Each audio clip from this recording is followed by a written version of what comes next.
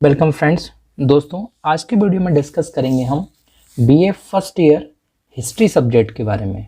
तो फ्रेंड्स, जैसा कि आप लोग जानते हैं, ऐसे स्टूडेंट्स जिन्होंने एनईपी 2020 के नए करिकुलम के अकॉर्डिंग हिस्ट्री सब्जेक्ट को मेजर सब्जेक्ट के रूप में चुना होगा, उन लोगों के लिए दो सब्जेक्ट होंगे हिस्ट्री में। एक होगा एंशिएंट हिस्ट्री और दूसरा सब्जेक्ट होगा आइडिया ऑफ भारत। तो दोस्तों, आज के वीडियो में हम डिस्कस करेंगे कुछ ऐसे इम्पॉर्टेंट क्वेश्चंस जो आपके इस साल अप्रैल में होने वाली फर्स्ट ईयर की परीक्षाओं में आ सकते हैं, और बेसिकली ये क्वेश्चंस रहेंगे आइडिया ऑफ भारत के सब्जेक्ट से। दोस्तों, ये क्वेश्चंस का जो मैंने रेफरेंस लिया हुआ है वो लिया हुआ है BA 20 प्रश्न की सीरीज़, एक बुक आती है, पतली सी गाइड बोल सकते हैं आप लोग, उससे। तो उन क्वेश्चन को हम यहाँ पर डिस्कस करेंगे। तो आइए शुरू करते हैं आज का वीडियो। और अगर आपने इसके पहले के वीडियोस को नहीं देखा हुआ है तो आप देख सकते हैं, आपको बहुत ज़्यादा हेल्पफुल हो सकते हैं। चलिए, तो दोस्तों, जैसा कि आप देख रहे हैं, लिखा हुआ है यहाँ पर idea of Bharat BA first year. तो BA फर्स्ट ईयर है, और फर्स्ट ईयर कौन से, जो हिस्ट्री सब्जेक्ट वाले स्टूडेंट्स हैं उन लोगों के लिए है ये वीडियो। तो दोस्तों, यहाँ पर देखते हैं हम फर्स्ट क्वेश्चन। फर्स्ट क्वेश्चन हमारा कहता है, what do you understand by Bharatvarsh? Bharatvarsh से आप क्या समझते हैं? तो मेरी जो क्लासेस लगती हैं ऑफलाइन, मैंने उसमें बच्चों को बहुत अच्छे समझाया हुआ है कि भारतवर्ष का कंसेप्ट क्या है बेसिकली। दोस्तों, वीडियो को हम केवल क्वेश्चन देख रहे हैं, इसलिए हम ज़्यादा आंसर पर डिस्कस नहीं करेंगे, बट फिर मैं आपको एक हिंट दे देता हूँ। भारतवर्ष जो मतलब है, तात्पर्य है, वो आज से नहीं, बल्कि जिस समय चंद्रगुप्त मौर्य, चाणक्य जैसे महान योद्धा थे, महावीर थे, उन समय से ये सारी चीज़ें चली आ रही हैं। और भारतवर्ष नाम इसको इसीलिए दिया हुआ है क्योंकि इसका जिक्र कहीं ना कहीं हमारे वेद पुराणों में, यानी कि महाभारत जैसे ग्रंथों में भी मिलता है।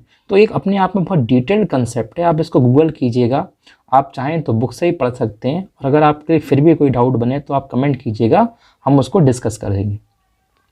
नेक्स्ट क्वेश्चन है हमारा, how was the evolution of Pali and Prakrit language took place? Pali और प्राकृत भाषा, जो कि दो बहुत मोस्ट इम्पॉर्टेंट भाषाएं रहीं एक समय, और ख़ास तौर से जैसे कि आप जानते हो कि प्राकृत भाषा जो है, प्राकृत भाषा के जो ग्रंथ हैं या प्राकृत भाषा में जो ग्रंथ आपके लिए मिलेंगे, वो मिलेंगे स्पेशली आपके लिए जैन में, यानी कि जो जैनिज़्म है, जो जैन धर्म ग्रंथ है, उसमें आपके लिए प्राकृत भाषा मिलेगी। और पाली जो भाषा है वो मिलेगी आपको बुद्धिस्ट धर्म ग्रंथ में। तो यहाँ पर मैं लिख देता हूँ बुद्धिस्ट, और यहाँ लिख देता हूँ मैं जैनिज़्म। तो ये दो भाषाएं बहुत इंपॉर्टेंट रहीं, तो आपके लिए इन दोनों भाषाओं का कैसे उद्गम हुआ उसके आपके लिए समझाना है। चलिए आगे बढ़ते हैं। तो दोस्तों, थर्ड क्वेश्चन है हमारा, right the salient features of Indian art and culture? भारतीय कला एवं संस्कृति की विशेषताओं का वर्णन कीजिए। तो दोस्तों, आइडिया ऑफ भारत जो है आपके लिए एकदम नया कंसेप्ट आया, एकदम नया सब्जेक्ट है ये। एक्चुअली ये सब्जेक्ट बहुत सारे हिस्ट्री के डिफरेंट बुक्स से लेकर बनाया गया है, और हम बोल सकते हैं कि इस साल जो इंडियन हिस्ट्री है, इसमें एक नया तरह का प्रयोग कर रही है भारत की सरकार। तो फ़र्क कुछ भी नहीं है, बस आपके लिए चीज़ों को थोड़ा सा समझना है, बहुत ईजी हो जाएगा यार, तो टेंशन नहीं लेना है। तो आइडिया ऑफ भारत में थर्ड क्वेश्चन है, कला और संस्कृति की विशेषताओं के बारे में बताइए। तो इसमें आप भारतीय कला, जो कि मोहनजोदारो, यानी कि हम बोल सकते हैं इंडस वैली सिविलाइजेशन के समय से, जिसको आप सिंधु घाटी सभ्यता बोलते हैं, उसके समय से चली आ रही हैं, उनका जिक्र कर सकते हैं। और भारत की जो सांस्कृतिक विशेषता है उनका जिक्र कर सकते हैं। चलिए आगे बढ़ते हैं। Question number 4, right the idea behind वसुधैव कुटुंबकम इन इंडियन कॉन्टेक्स्ट?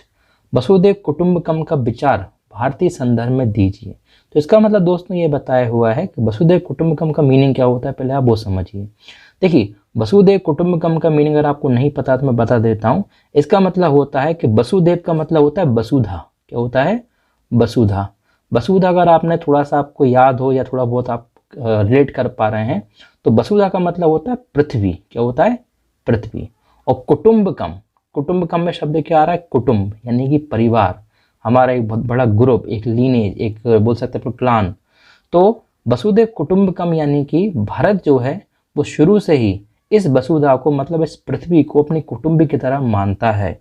तो इसका विचार आप भारतीय संदर्भ में कैसे देंगे, इसके बारे में आपको लिखना है। चलिए अगला question, explain about the ancient political system in India.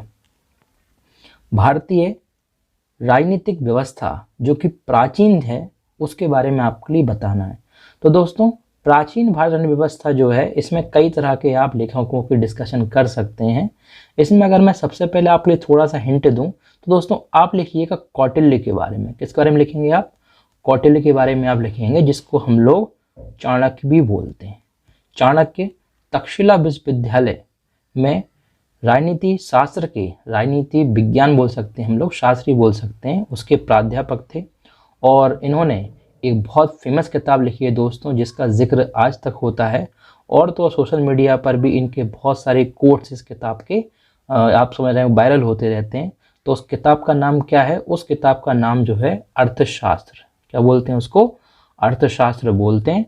तो ये किताब ऐसी है जिसमें राजनीति विज्ञान के साथ साथ, यानी कि राजनीति कैसी होनी चाहिए, उसके साथ साथ अर्थव्यवस्था के बारे में भी बहुत डिटेल में बताया हुआ है। तो आप शुरुआत इस तरह से करेंगे इस क्वेश्चन के आंसर में, और बाकी आप और ही विचारकों का मत ले सकते हैं। तो इसके साथ हम आगे बढ़ते हैं नेक्स्ट क्वेश्चन में। Discuss briefly about the concept of जनपद। तो ऐसे लोग जिन्होंने आर्ट सब्जेक्ट लिया होगा 11th और 12th में और वो कंटिन्यूसली बीए कर रहे हैं, तो उनको थोड़ा सा पता होगा कि जो आपकी एनसीईआरटी की किताबें हैं, उन एनसीईआरटी की किताब में जो आपकी 12th क्लास की हिस्ट्री है, उस हिस्ट्री के चैप्टर नंबर जो 2 है, उसमें दोस्तों आपके लिए बताया हुआ है। किसके बारे में? महाजनपदों के बारे में, या जनपद हम बोल सकते हैं। तो जनपद, जैसा कि आप जानते हो, 16 महाजनपद थे और इनसे संबंधित कई तरह के जनपद थे। तो वो क्या थे, उनकी राजधानियाँ क्या थी, कैसे उनमें व्यापार होता था, राजनीतिक व्यवस्था क्या थी, इसके अलावा क्या क्या उन्होंने खास तरह के काम करवाए, राजाओं के नाम, ये सब चीज़ें आप मेंशन कर सकते हो वन बाय वन। चलिए आगे बढ़ते हैं। Highlight the importance of the gram swarajya. दोस्तों ये क्वेश्चन तो मतलब बहुत ही इम्पोर्टेंट क्वेश्चन है, क्योंकि इसमें आप जैसा कि जानते हो हमारे राष्ट्रपिता जो हैं यानी कि गांधी जी, इसको बहुत ज़्यादा प्रमोट करते थे। वो चाहते थे कि ग्राम स्वराज्य आए, और हुआ भी। आज जो आप देखते हैं पंचायतें एक हिसाब से पंचायतों को सुदृढ़ या पंचायतों को मजबूती दी गई भारत की सरकार के द्वारा। तो कहीं ना कहीं इसके पीछे जो आइडिया था वो किसका था? गांधी का विचार था उस समय जब आज़ाद हुआ था देश। तो ग्राम स्वराज्य का मतलब क्या होता है, उस पर आपको समझाना है। ग्राम स्वराज एक बहुत बड़ी अवधारणा है। तो आप गांधी जी से इस आंसर की शुरुआत कर सकते हैं। कुछ उनके बारे में सर्च कीजिएगा थोड़ा सा गूगल पर, बुक्स में, और उससे रिलेटेड आप चीज़ों को लिखिए। इसके अलावा नेक्स्ट क्वेश्चन है हमारा question number 8, explain about the science and technology in ancient India. प्राचीन भारत में विज्ञान और प्रौद्योगिकी के बारे में जानकारी दीजिए। तो दोस्तों ये भी बहुत अच्छा क्वेश्चन हो सकता है। देखिए, विज्ञान प्रौद्योगिकी के बारे में जानकारी देने की अगर मैं बात करूं तो आप एग्जाम्पल ले सकते हो किसका? आर्यभट्ट का। आर्यभट्ट जो एक बहुत ही बड़े गणितज्ञ रहे, बहुत फेमस गणितज्ञ रहे हमारे देश के, उन्होंने बताया जीरो का कंसेप्ट दुनिया को। इसके अलावा हम एग्जाम्पल ले सकते हैं किसका? बारहमिहिर का। किसका ले सकते हैं? बारहमिहिर का। बारहमिहिर ने खगोलीय जनगणना की, मतलब उन्होंने ये बताया कि पृथ्वी जो है सूर्य के चक्कर लगाती है। ऐसे कई तरह की चीज़ें बताएं। दिन और रात जो होते हैं वो कहीं ना कहीं ग्रहों के कारण होते हैं, ग्रहों की दिशाओं के कारण होते हैं। इस तरह की कई चीज़ें आप लिख सकते हो विज्ञान और प्रौद्योगिकी के बारे में। आप ये भी लिख सकते हैं विज्ञान के बारे में कि हमारे यहाँ एक आचार्य सुश्रुत थे, जिन्होंने सुश्रुत संहिता लिखी, आप उनका नाम मेंशन कर सकते हैं। एक पतंजलि थे जिन्होंने योग का सिद्धांत दिया। तो मतलब ऐसे करके आप विज्ञान और प्रौद्योगिकी के बारे में मेंशन कर सकते हैं। चलिए इसी के साथ आगे बढ़ते हैं। What is environment conservation. अब यहाँ आपका पर्यावरण का प्रश्न आ गया। तो इन्वायरमेंट कंजर्वेशन क्या है, प्राचीन भारत में इसे महत्वपूर्ण क्यों माना जाता था? तो दोस्तों पर्यावरण का संरक्षण करना हमारे आज की लाइफ के लिए इम्पॉर्टेंट है। वो इसीलिए बिकॉज एंशिएंट इंडिया में पर्यावरण को संरक्षण करना बहुत महत्वपूर्ण था। इसका कारण था कि प्राचीन धर्मशास्त्रों में पर्यावरण को दैवीय स्वरूप में यानी कि देवताओं के समान माना गया है, और पर्यावरण की रक्षा करना, पर्यावरण की पूजन करना एक हिसाब से देवताओं की आराधना मानी जाते थे। तो इस तरह से आप चीज़ों को थोड़ा सा रिलेट करके अपने हिसाब से जोड़ सकते हो। देखिए सबसे खास बात क्या है, मैं आपको बताऊं कि आप बीए पढ़ रहे हैं और बीए में किसी भी क्वेश्चन का कोई एग्जैक्ट आंसर नहीं होता। आपको बस चीज़ों को डेवलप करना पड़ेगा, चीज़ों को आपको समझना पड़ेगा कि हाँ इसमें हम क्या क्या लिख सकते हैं, और इस हिसाब से आपको लिखना है। क्योंकि आर्ट्स एक ऐसा सब्जेक्ट है जिसमें आप चीज़ों को अपने हिसाब से रिलेट करके लिख सकते हो और आपको पूरे नंबर मिलेंगे। इसमें ऐसा नहीं होता कि आप चीज़ों को रटें, बिकॉज मैथ्स में क्या होता है कि स्टेप है, उस स्टेप के अकॉर्डिंग ही आपको नंबर मिलेंगे। लेकिन इसमें ऐसा है कि आप जितना अच्छे तरीके से चीज़ों को पेश कर सकते हो डिफरेंट बुक की हेल्प से, उतना अच्छा आपकी आंसर राइटिंग बेहतर होगी। चलिए इसी के साथ आगे बढ़ते हैं, लास्ट क्वेश्चन देखते हैं हम आज की वीडियो का। How trading activities work in the ancient India. प्राचीन भारत में व्यापारिक गतिविधियां कैसी होती थीं। तो दोस्तों जैसा कि आप लोग जानते हो, व्यापारिक गतिविधियों के मामले में हमारा देश बहुत समय से फेमस है।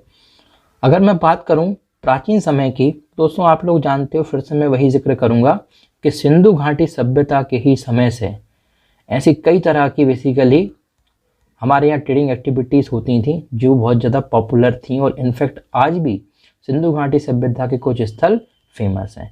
जैसे आपने अगर सिंधु घाटी सभ्यता पढ़ी होगी तो आपको याद होगा वहाँ पर एक बंदरगाह का जिक्र मिला हुआ है कि बंदरगाह रहा होगा सिंधु घाटी के टाइम पर, जिसको बोलते हैं हम लोग लोथल। कहाँ है लोथल? लोथल गुजरात में बेसिकली था उस समय और आज भी है।